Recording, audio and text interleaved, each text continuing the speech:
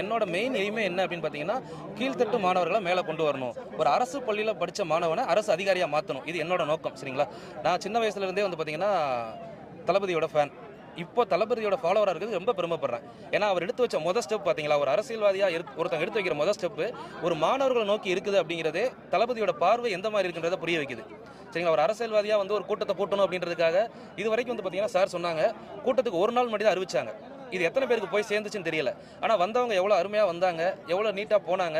So அதுலேருந்தே தெரிஞ்சிருக்கணும், இந்த கழகம் அப்படிங்கிறது ஒரு இயக்கமாக இருந்து உருவானது. இது இன்னைக்கு உருவானது கிடையாது. கிட்டத்தட்ட 10 வருஷத்துக்கு மேலே ஒரு இயக்கமாக இருந்து பல விஷயங்களை வழிநடத்தி தான் இங்கே வந்திருக்கும். ஏன்னா தளபதி படங்களில் பல கருத்துக்களில் வந்து பார்த்தீங்கன்னா தன்னம்பிக்கை வரிகளை தான் பேசியிருக்காரு. தளபதியை ஃபாலோ பண்ணுறவங்க அவரோட கருத்துக்களை பெருசாக ஃபாலோ பண்ணுவாங்க.